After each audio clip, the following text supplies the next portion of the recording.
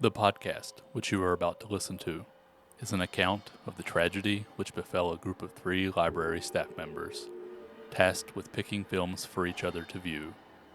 It is all the more tragic that they were relatively young, but had they lived very, very long lives, they could not have expected, nor would they have wished, to listen to as much of the mad and macabre as they were to experience this day. For them, a day at the office became a nightmare. The events of this discussion were to lead to the discovery of one of the most bizarre podcasts in the annals of American history, the Real Opposites Podcast.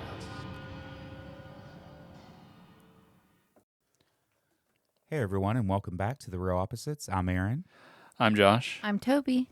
and we are back with another episode discussing Josh's pick from the end of last episode, Body Double. Yep. From what year? 1984. Okay.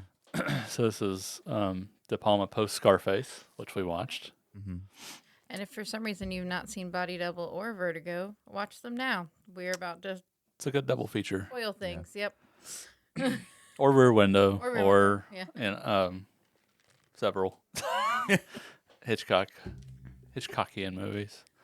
So yeah, like I think I said in the last episode, Body Double is one of my favorite movies. It's one of the movies I can just watch anytime. It's I had this off with so this is a quote from Brian De Palma. So coming off of Scarface, and he had a lot of battles with the MPAA about largely the language Yeah. and the violence. And you watch that movie, and there's very little like blood, violence you actually see. Right. It's pretty tame, especially by today's standards. But he was coming off that, and he was pretty angry at the establishment and angry at the critics who kind of trashed the movie. And so this is a quote from him, like going into making Body Double. He says, "I'm going to go out and make an X-rated suspense porn picture. I'm sick of being censored. Dress to Kill was going to get an X rating, and I had to cut it. So if they want an X, they'll get a real X. They want to see suspense. They want to see terror. They want to see sex. I'm the person for the job. It's going to be unbelievable. I've been thinking about this for years. Brian De Palma's Body Double. I can't wait." That's funny. So I think like when you watch the movie, you get that sense of he just has no more Fs to give. Yeah, I would say so. He is just like, based on like his last few movies, like Dress to Kill, like I said, was very heavily censored. He finally got his unrated cut, got released, which is like, I mean, ultimately it's like an extra 20 seconds, 30 seconds, Yeah. something like, it's very little, not even a minute of footage. And he had to deal with a lot of issues on Scarface, and so he's just like done. And during casting, like the whole thing was during Dress to Kill, he was working with Body Double. There's a lot of nudity in the film, especially from Angie Dickinson. Mhm. And so he ended up working really closely with the Body Double, and just this idea kind of came, this Hitchcockian idea he could use, like a porn actress Body Double to stage a murder. And originally he wanted to hire Annette Haven, who was an adult film actress. And it was a big deal. And the studio was like, no, basically. We're not going to. And I mean, I think ultimately even De Palma at some point said that she was trying to train her. He was trying to train her to be an actor, and she just wasn't going to be able to give the kind of performance that Melanie Griffith does. Sure. And this one really put Melanie Griffith on the map. She had a lot of roles before this. But she had taken some time off, a little bit of a drug addiction, I think. But yeah, if she didn't do this, she wouldn't get Something Wild and then like Working Girl. Right. But so I love how just relentlessly scathing the film is against Hollywood and against how Hollywood is no better than the porn industry. They, take advantage of anyone and everyone, especially women, to make a quick buck, to sell exploitive nonsense. And because, I mean, De Palma's been accused of that pretty much his whole career. So it's just fun to see him turn on them and really show. And that's why, I mean, critics hated the movie when it came out. Because it's about showing the hypocrisy of what Hollywood is all about. So, but yeah, I love the movie, and also it's just like it's a De Palma movie. It's gorgeous. Yeah. The music and the cinema. It It's is like beautiful. it's just like, oh man, I could. That's all. That's one of the reasons I could just watch it, and it never gets old for me. So. I was struck by how much it's like almost a silent film. Like there is very little dialogue in like the whole movie. So I've seen it before. I remembered liking it before. I saw it this time and was in the wrong mood for it, but I could still appreciate. Like I was like, oh, this is beautiful and stuff. It was just I was like tired and it had no sound, so I had to like work to focus, but it was very, very good.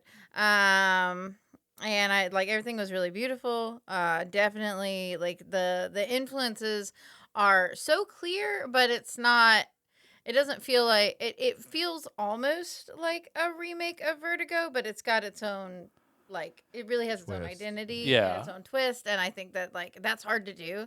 Like I know it isn't like but like, you know, the plot is obviously like very I mean the similar, plot's, and I mean like Vertigo or a Hitchcock movie, like if you just break down the plot, it's nonsensical, right. Like that's what I love about De Palma's movies, especially like this and Dressed to Kill. They don't take place in a reality, and he continually is like reminding you that This isn't because it's very obvious rear projection that he's driving through. The same thing that Hitchcock would do. He's like, hey, this is a movie. Come along. This is going to be fun. And I like the casting of the male lead because he is so milquetoast. That, like you buy him as like, oh, I see why you're not making it. Like I get that why you're not making it as a Hollywood star. Like you're an attractive man. You're an okay actor. Yeah. But like it's like you're very boring.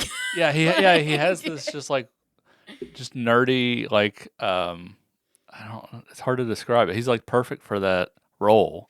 Because I mean, I think even if you look at like Vertigo and Jimmy Stewart, like Jimmy Stewart is still like, handsome and like he was a war hero and he like even if that's not in the movie, like that. It's hard to believe he's that much of a like, for lack of a better term, a simp. Like buy that man in that position. It's easier to buy Craig Wasson in this than like him getting like claustrophobic than it's to buy like Jimmy Stewart going up 2 steps and be like, oh, so I mean, I think he was criticized heavily, but I think he's perfect for the part. I will say I knew that it like I said I'd seen it and I knew it was influenced by Vertigo, but I didn't quite, because I hadn't seen Vertigo. And it close together, and I didn't realize how similar they were until this time. Where I was like, "Oh man, like we're straight going for it." And I mean, if you've seen Vertigo, you're kind of in on the joke. On what he's doing. Yeah, and you're like, "Oh, okay, this is."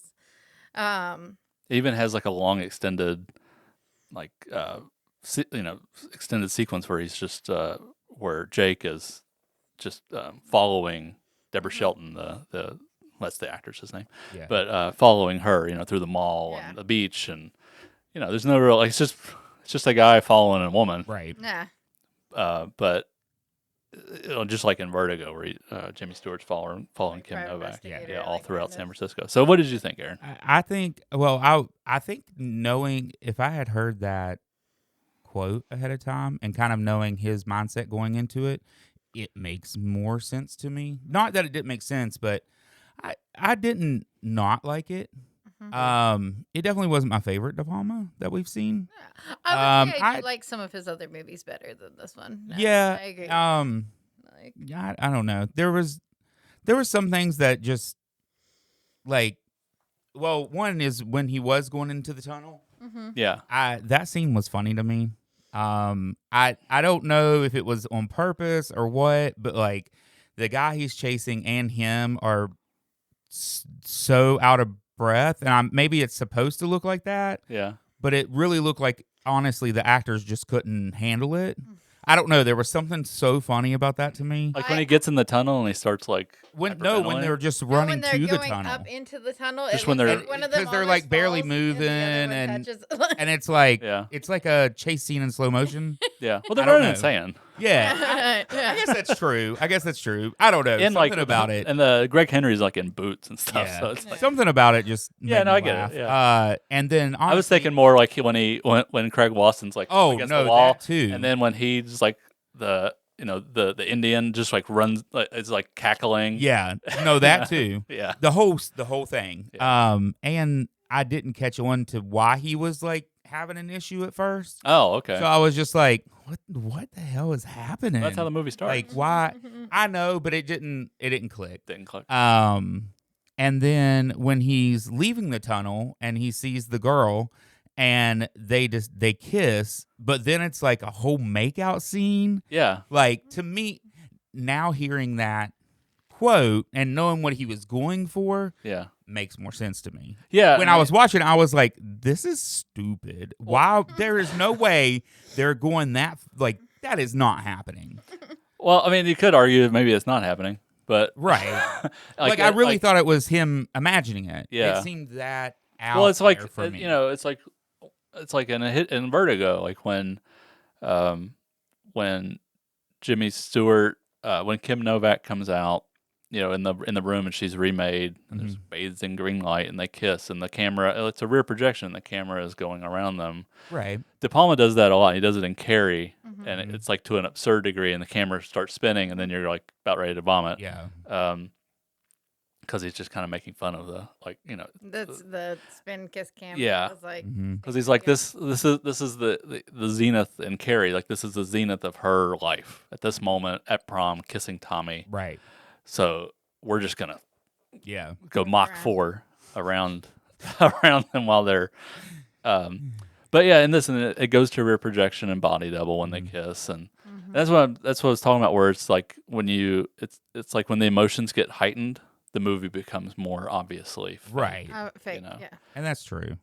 Which I think is like a really nifty, like it's storytelling device here. Like it's yeah, because like the music swells and and I feel like Right, he's kind it of does. as much as like he's clearly a fan of Hitchcock, right? I feel like he is also simultaneously like poking fun at like the level of emotion that is like going on right now. It's like they just for sure. they just met.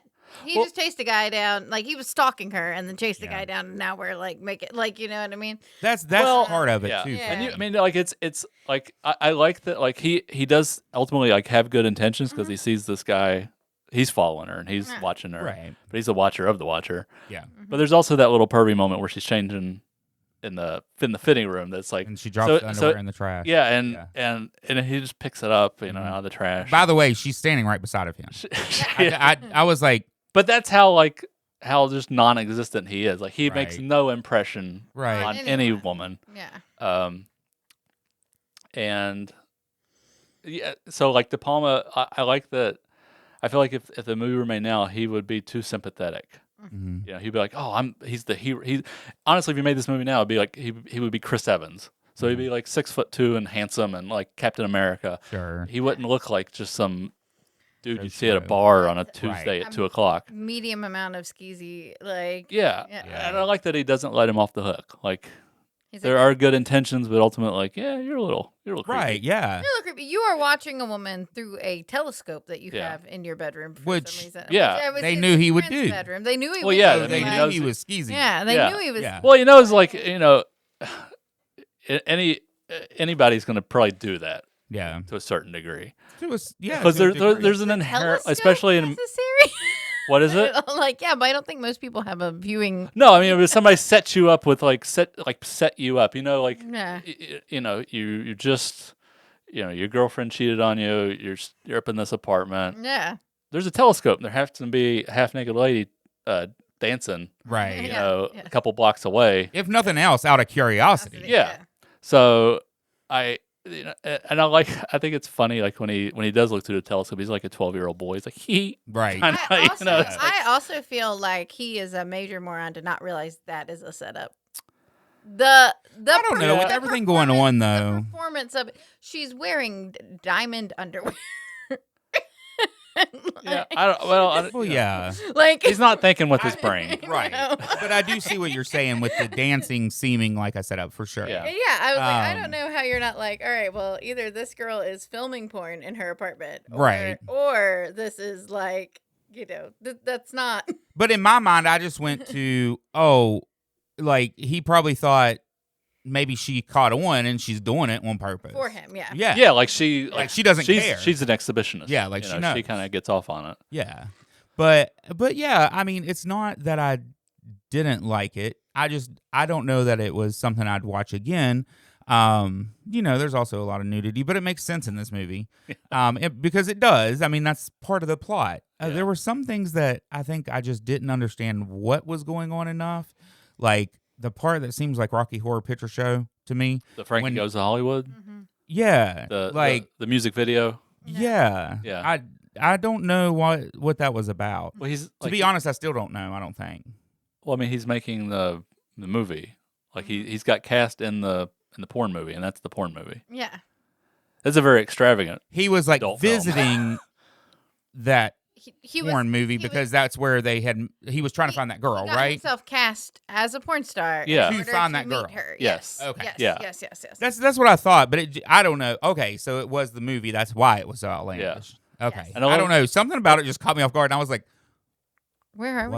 "What?" So- No, Probably because it felt like such a different movie, which I mean, it was. It was a movie inside of a movie. So, fun fact: like the Brian De Palma actually did shoot an entire music video. oh, Like that's part of it is in the movie. Yeah. There's also other parts where like, the singer is like in another room looking through a telescope at the. at the thing. Oh, It's really cool. That's It's on YouTube. yeah.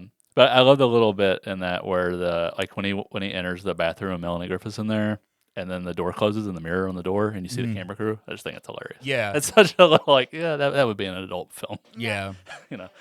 Yeah, that's what I say. So I mean, there's a couple little things. The other thing, which now knowing, like I said, this is where knowing how he felt at the time and his outlook on the industry and things like that makes this film make a little more sense. I think it makes Yeah. it better. Because like the whole when the woman is actually killed, Yeah. like the whole yeah. thing with she's just standing there and it's like coming towards her slowly, and I'm like, you could literally sidestep that It can move in any. and he wouldn't be able to reach you. So like, but now it's like, oh, he's poking fun at that. But you Like, gotta play it that is out, the yeah. point. Yeah. And the unplugging of the drill and Yeah. like Well, Yeah. it all just seemed like it was supposed to be suspenseful, and in a way it was, but it was almost like comical at the same time. yeah. I mean, coming like he'd been accused of just being like aping Hitchcock for a decade at this point. So he's just like, F it. I'm just Yeah. gonna Do it. I'm just gonna go full on. If you like, even Full if you haven't send. seen Vertigo, you're probably still gonna get that this is based on Vertigo Yes. or Rear Window. And You but go that's what I full say. send aping Hitchcock. Yeah. Right now, but like. But I mean, and part of it is like, and he'll say in interviews like he's just like Hitchcock kind of created this grammar Mhm. to how to make a movie, how to plot a movie, how to Structure create plot. suspense, Mhm. and he was really just like nobody else is really doing this, so Right. I'm just gonna use this grammar to tell my stories. Yeah. And really nobody else does it. Right. And in certain instances, I think De Palma does it better. I think his eye, his visual sensibility is more Mhm. refined, and he's certainly able to go more explicit with the sex and violence. Which I Right. mean, I think if Hitchcock was, in his Sign of 40s, the in his times, 40s too. in the 80s, if he Yeah. was De Palma's age, he would have made Body Double. He would have made Dress to Kill. Oh, yeah. He would have made I think he would have. He would've made got horror super pervy. films. Yeah. He Oh, just yeah, for would- sure. Yeah, Yeah. like. But I mean, it's kind of hard to at this point, in my opinion, I think it's hard to not like a De Palma movie. because of how beautiful they are. They're Yeah. beautiful. They're the shots. I mean, even as ridiculous as I thought the kiss scene was, when you go into that rear projection and all of that, it's still a beautiful scene. Yeah, the music. The music's great. The going around them, it creates like a magical moment. To me, it just felt out of place. But like I said, there's a lot. Knowing where his head was at, thinking back, I'm like, oh, that's kind of funny. well, And he Oh, really that's was- kind of fun. Like, well, I see what he was doing Well, there. yeah. So, like, I knew that. So it was like, the parts that I knew that were going in, the parts that there were going to be parts that, like I said, I'd seen it, but like college, long time ago. yeah. Now. And I was like, I knew that the parts that were going to be there, that were going to be like, there were going to be things that were going to be ridiculous, and that was on purpose. But it is almost jarring, it not in a bad way, but it's just the juxtaposition of like, here's this absolutely beautiful scene, but right now the acting is ridiculous, or the situation is Yeah. totally out of pocket, or like even the framing of the claustrophobia scene, and then the man's acting of an experience with claustrophobia, like When he's in the tunnel, when he's in the tunnels, Yeah. and you get like the light from the tunnel, like Yeah, it it's looks like- great, but it's like it's huge acting. yes, and the acting is he's chewing the scenery there, but Yeah. like Yeah. like it's But good. that's what I great, say. I mean, yeah. I think De Palma does. I mean, I love to blow out. Yeah, You I love Carrie. yeah, I love Carrie. You I love mean, Scarface. yeah, Scarface was Yeah. good. He does things so well yeah. that I think it's hard to not like his movies. Like, I can't sit here and say I didn't like this movie. I didn't enjoy it. Because I did. Is it my favorite? No, probably not. But would I maybe have a different opinion if I went back and watched it now that I know where his headspace was? Probably. It really grows on you. Yeah. Because I mean, I first saw it a long time ago, and it wasn't my favorite Mm-hmm. De Palma, but then I just kept something about it just kept coming back to it and coming back to it, Yeah. and I just couldn't get stuff out of some things out of my head, and I just kept watching it, and more like I really feel bad for Craig Wasson because he plays that role so well, Yeah, he does. and he kind of got like he's in Nightmare 3, Mm-hmm. was probably his other big role that he is known for, and he kind of like did some bit parts and retired. Seems like Oh, okay. he's one of those guys that like I want to go up to a con, like I want him to go to a con and maybe just be like, you're awesome in Body Double. Yeah. I want you to know that. Yeah. Because I mean, He plays the part great. yeah, Yeah, but I think this part was probably not great for his career. Right, Like maybe. even though Body I mean on Double- paper it was like, I'm gonna do a De Palma movie. yeah, Right, Yeah. exactly. but it wasn't well received by the critics, Yeah. right? And the character he's playing is literally a bad actor. Yeah, Like, you know what I Right. mean? And like that, I feel like that can be tricky, like in Hollywood. yeah. I mean, unless it's just like a full blown parody. Yeah. And Melanie Griffith is just like you can't. Like this was really her star making role, and Oh, she's wonderful in that. she's like when she enters the picture, it just like whew, it kind of blows up. Yeah. And Like, yeah, like I and more like when I rewatch it, I am so much more sympathetic towards Jake, especially at the end, like when he does overcome like that kind of like it's almost like a comic booky moment, like where he's he's in the grave and then De Palma really handles that so well where he kind of puts him back in the coffin on the set and then he's like I can do this and then he climbs back in and then he's in the grave again and he comes out and knocks him into the Yeah. river or the And not the river, but that the scene drainage was system. done really well, enough That that was it beautiful. confused me. I'm not gonna lie. 'Cause I was like, "Wait, what?"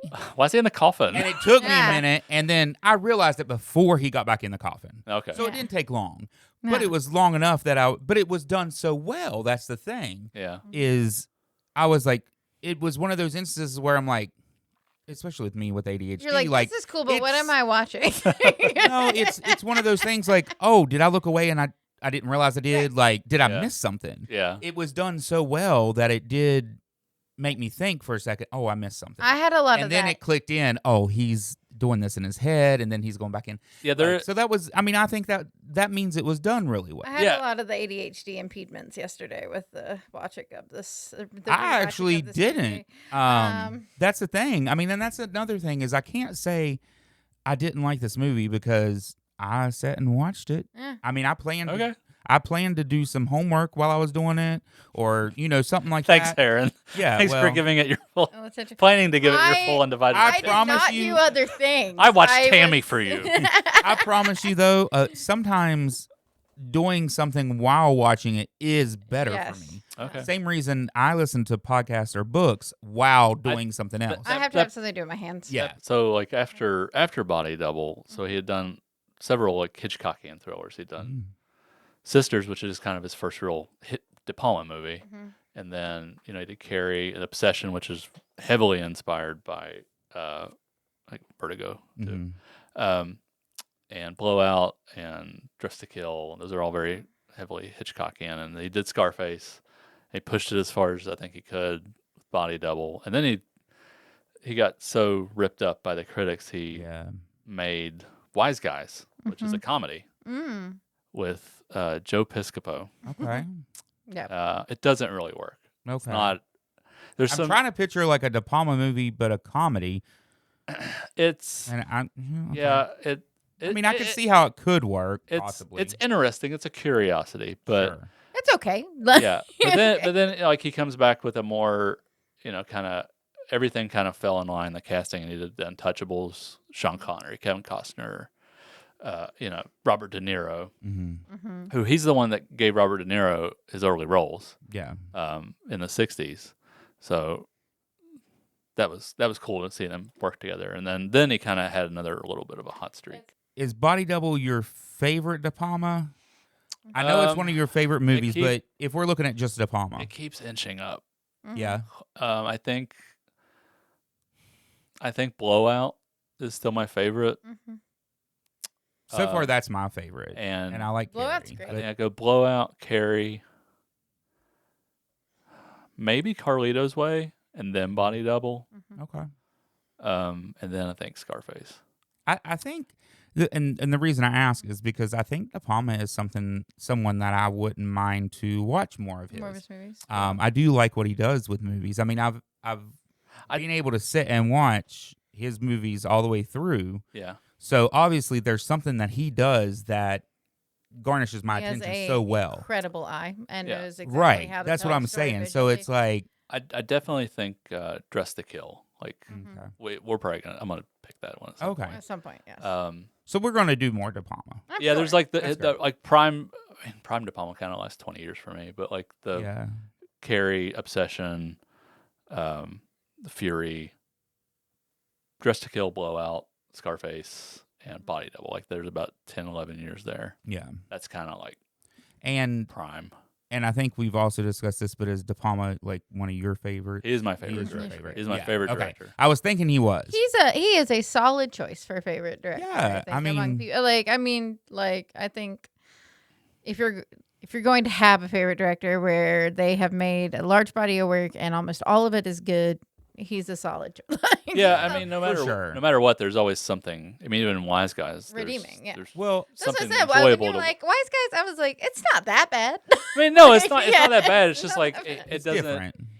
It doesn't I feel like could. him. It Yeah, I feels- mean, it doesn't. It doesn't even feel like his early movies, like Wedding Party or Yeah. Greetings. It just kind of feels like a for hire. Well, this kinda this job. experience probably crushed his Yeah. like spirit a little bit. Yeah, and I right? think like he's So- just like, well, I'm gonna go take a right turn, and we'll just do something completely different from. But I mean, he only fell off, if we're calling it that, for what, one movie? for one movie, and then the So, I mean- The Untouchables was a huge Oscar-winning Yeah. movie, and Yeah. then Which I haven't seen that either. I haven't seen that one either. and Yeah, then I think that's- after that was there was the debacle. So he got kind of a big hit movie there. Mm-hmm. And if I remember, the next one is Bonfire of the Vanities with Tom Hmm. Hanks and Melanie Griffith and Bruce Willis.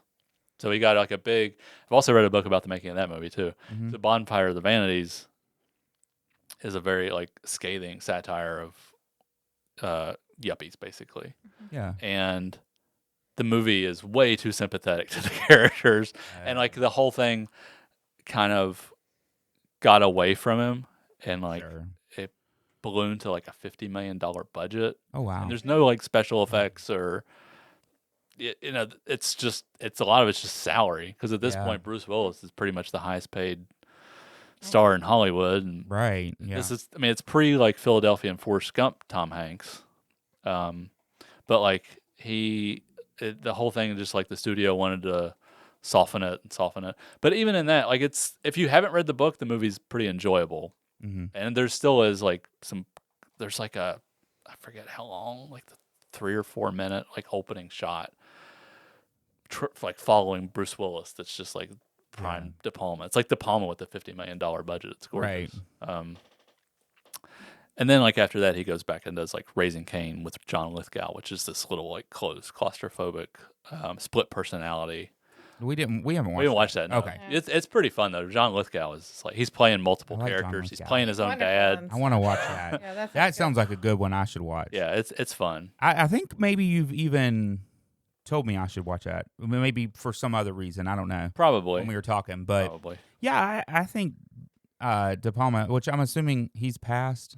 No. Oh No, does he he's still planning. do He anything? is planning one more movie. Oh, He okay. made a that's movie, awesome. Domino. I think it was like 2019. It's okay. It's like kind of a, you know, because after he did Mission to Mars, which is a big budget movie that he kind of came on late, and then the other director had quit. He quit Hollywood, and so he only made movies in Europe. He made Femme Fatale, which is one of my favorites of his. Yeah. And, but he says he's got one more plan, and he's in his 80s, so I hope he gets it done. Yeah. It'd be interesting to see. It sounds more in the vein of Body Double or Dress to Kill. Now, and this might be a stupid question. I don't know, but so with him having, because he's a director, with him having one more planned, does he have somebody write it? Like he has the idea, does he write it? How does So that a lot of usually it work out? He's a writer. Yeah. So like, Oh, okay. I mean, even if there's a script, like he'll, you know, things will change, and he'll have ideas about sequences in his head that he'll want to, like, oh, this is the good movie for this idea Okay. I have. Yeah. You know, about, you know, like the Grand Central Station scene in Carlito's Way or something, Right. like, you know, Yeah. that we can put in, and he'll work with a writer or he'll write. Okay. Because like a lot of times directors will take a script and then they kind of Make it their own. keep what they want and then Yeah. not the rest. Yeah. I mean, and I mean, he's written several of his films, just point, Okay. like just you know, straight out. Right. So, I mean, he's not just a director, you know, comes Okay. in and directs a movie. That's what I was Yeah, curious about, he's- because with the fact that he's got one more. Yeah, and he does. I mean, I figured. in his like the writing is the directing Yeah. for him, like the writing, like you know what I mean, like the Right. visual language and how Yeah. he's moving Which the I mean camera. is again why he doesn't need tons of dialogue anyways. But yeah, I think overall this movie it's good.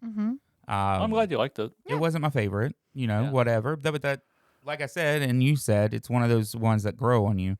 It really does. And I think, once again, it would, especially knowing where his head was at, that makes a lot of difference too. Yeah. I think it makes a difference knowing where the artist was at. Like, I mean, I feel like sometimes Sometimes it that's does. bullshit, but I think sometimes it makes a difference Yeah. knowing where the Yeah. artist is at when you make something, especially if something confuses you and you want to understand why it is the way it is. Right. Yeah. Knowing what they were thinking. And I'm very much a why Frames kind of it. person. Like, so, ideally, right, you're able to figure out what they're thinking without knowing, right? But if you're not, then like that little extra information is, you know, yeah, it lets you look from their yeah, way. their perspective. Yeah. And like you know, this wasn't a hit, and it was critically reviled, but it's like it's the one, you know, 40 years later that gets talked about the most. Yeah. Probably this and Dress to Kill are the ones that get the most, like, you know, people seem to enjoy the most. Right.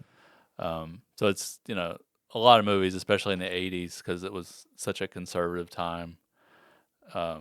Movies like this or Blade Runner or The Thing or that kind of, you know, didn't do well because they were a little too downbeat or Progressive. nihilistic Yeah. or, you know, this like Top Gun, Rocky 4 Right. era. You know, they look better 40 years later Mm-hmm. than some of the popular movies from that era. Yeah, But that makes sense. yeah, so I mean that's Body Double. I've probably watched it like 3 or 4 times in the last week. Yeah. I just can't I'll just put it on. Like I can't.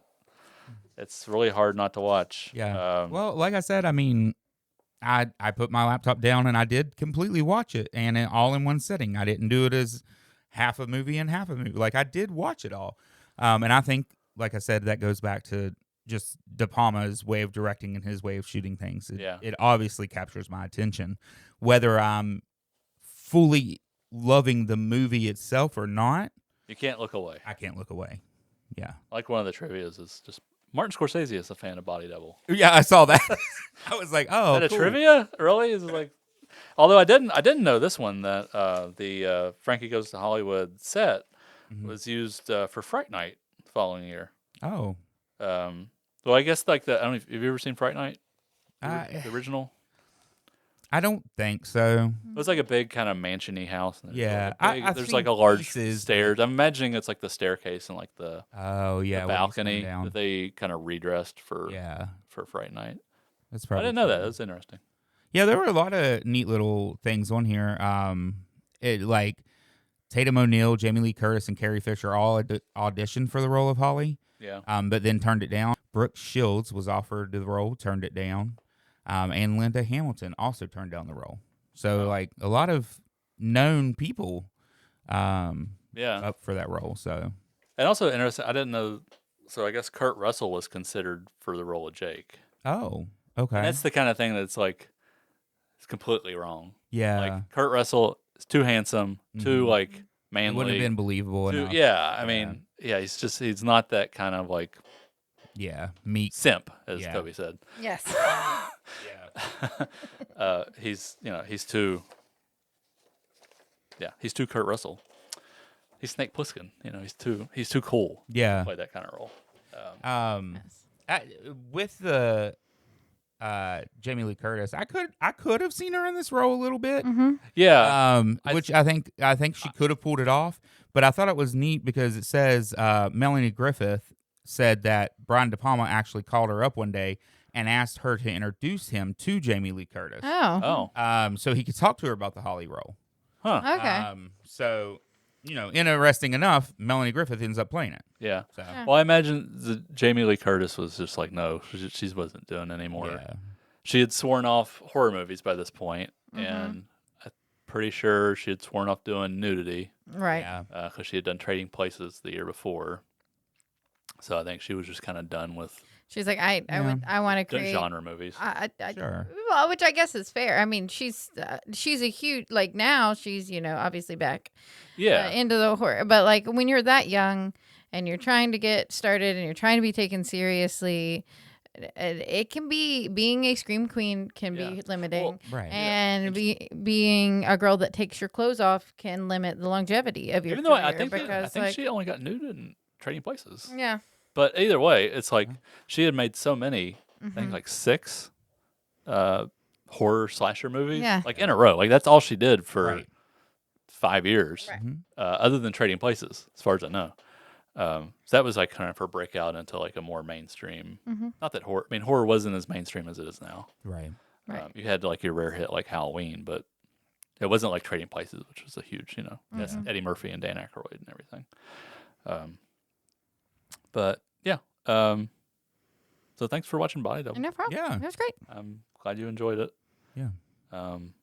I do think it was a good follow up to Vertigo. I mean, yeah, you can't. I mean, it just makes it so much more Yeah. enjoyable if you've seen Rear Window or Vertigo. I think especially Vertigo. Yeah. Okay. All right. So I guess that is the discussion on Body Double.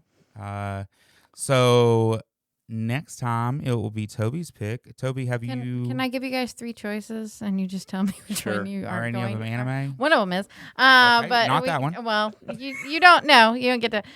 We're gonna. Okay. You so said I get to the choose. options are Gladiator, What We Do in the Shadows, or Akira.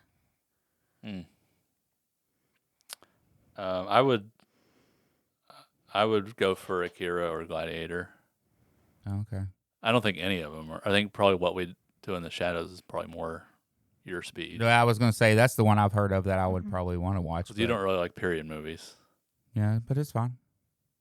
It's your pick. Okay. Yeah, I think you should just pick. I would like to watch Akira, but I feel like you're going to skin me. But it's as far as I think animes go, it and I would attempt to it watch and it. Ghost in the Shell are probably the greatest of all time. I think and Akira might be one of the greatest movies of all time. Yeah, I mean, I recently rewatching A Ghost in the Shell. I think Akira is certainly more accessible Yeah. Okay. to American audiences. Yeah. I will say it less is heady. it is one of those though that I think you're going to watch and then you're going to think about other things that you have watched Mhm. and you're going to see that person watched this movie. Yeah. Okay. Okay. Yeah. Well, let's do that one. I it's your pick. would like to do Akira. Wanna if do that's Akira? okay. Yeah, Okay. let's do Akira. We have the books too. If someone would like to read the graphic novels, we have them here at the There library. you go, Aaron. Graphic novels too. Read the whole thing. And Immerse yourself, and you get a I don't Akira think it's t-shirt. a horribly long movie, so I don't feel like I'm going to be. No, it's touring like it for it's around 2 hours. Extended amount of time. It's a little long for an anime. It is, but I think it Yeah. does. I think it deserves, and it often is on the list of like top 100 films kind of stuff Yeah, too. So yeah. like Well, it's not just a great anime. It's a great anime movie. It's a great movie. It's a great Right. film. And it's a I great mean, film. that's what I say with some of these. Yeah, I mean, it doesn't. I may not like them or whatever, but I can still always walk away saying, "Well, no, I've seen that." Like if nothing else, you can be like, man, that animation is gorgeous. 'Cause Yeah. honestly, the amount of time that went Mhm. into animate that film, this is all like an 80, the mid to late 80s. Okay. It's all hand, Yeah. and it's just incredible. Hmm. Well, We'll see what I think. Mhm. okay. So next time we will be watching Akira. Akira. Akira. Akira. Mhm. Okay. We'll be watching Akira, which is Toby's pick. It's so said like 9 different ways, but we're gonna go with Akira. okay. Well, however you want to say it. If you want to watch it before listening to the next podcast, you should definitely do that. So we'll come back and discuss Akira next time. But until then, I'm Aaron. I'm Josh. I'm Toby. And this has been The Real Opposites.